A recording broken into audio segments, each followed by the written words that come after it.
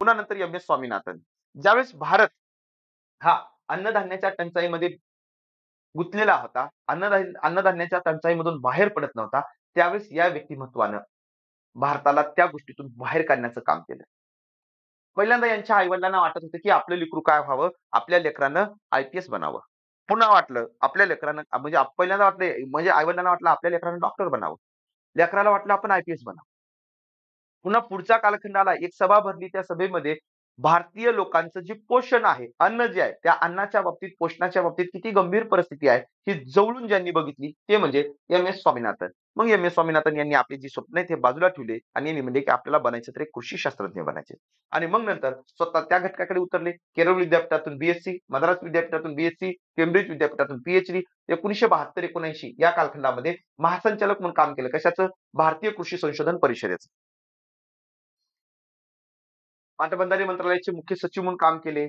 आंतरराष्ट्रीय तांदूळ संशोधनाचे महासंचालक होते. अन्न कृषी संघटना ज्याला आपण म्हणतो एफ-ए-ओ याचे हे स्वतंत्र अध्यक्ष होते. IUCN चे अध्यक्ष होते. ज्याला आपण हे काही IUCN म्हणतो. म्हणजे जे पक्षी वगैरे इकडल्या-तिकडल्या ह्याच्यामध्ये येतात बघा. Red list, brown list, gold list आपण हे जे म्हणतो त्यामध्ये येणारे पक्षी वगैरे हे जे आहेत त्यांचं बघणारे हे. त्यानंतर वर्ल्ड वाईड फंड नेचरचे पण अध्यक्ष राहिलेत.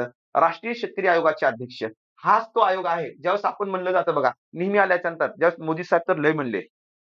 मी ज्यावेळेस सत्तेत येईल, कधी 2014च्या अगोदर. मी ज्यावेळेस सत्तेत येईल त्यावेळेस स्वामीनाथन आयोगाच्या शिफारशी लागू करतो. मी ज्यावेळेस सत्तेत येईल त्यावेळेस स्वामीनाथन आयोगाच्या शिफारशी लागू करतो. मग हे स्वामीनाथन आयोग म्हणजे काय? तर तो स्वामीनाथन आयोग म्हणजे हा राष्ट्रीय शेतकरी आयोग. शेतकऱ्यांना जी एम-एस-पी द्यायची आहे, ती एम-एस-पी कशी द्यावी? याचे जे फॉर्म्युले ठरले, ते फॉर्म्युले ठरत असताना याच्यातूनच ठरले तर ते म्हणजे राष्ट्रीय शेतकरी आयोग. आणि ह्या राष्ट्रीय शेतकरी आयोगाचे ते अध्यक्ष होते. म्हणूनच याला दुसरं नाव आहे राष्ट्रीय शेतकरी आयोगाला स्वामीनाथन आयोग. राष्ट्रीय शेतकरी आयोगाला दुसरं नाव काय आहे? तर राष्ट्रीय शेतकरी आयोगाचं दुसरं नाव आहे स्वामीनाथन आयोग म्हणून. ओके. मग हे राज्यसभा सदस्य म्हणून काम केले तर 6 वर्ष 2007 ते 13. प्रमुख पुरस्कार एम-एस काय भटनागर पुरस्कार भेटलेला आहे. एस-एस पद्मश्री भेटला 1967 साली यांना.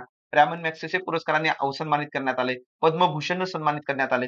जागतिक अन्न पुरस्कार 1987 ला भेटलाय. पद्मविभूषण 1989 ला भेटलाय. भारतरत्न 2024 ला भेटलाय. आणि हरित क्रांतीचे जनक. आता याच्यामध्ये विशेष बाब कोणती आहे माहिती आहे का? आता याच्यामध्ये हे काही व्यक्तिमत्व बघा. 4 जे नागरी पुरस्कार आहेत का? हो का पद्मश्री पहिला. एक झालं का? पुन्हा नंतर दुसरा हो का? कोणता? पद्मभूषण 1972, पद्मविभूषण 1989 आणि पुन्हा नंतर भारतरत्न 2024. चारही पुरस्कार. हे चारही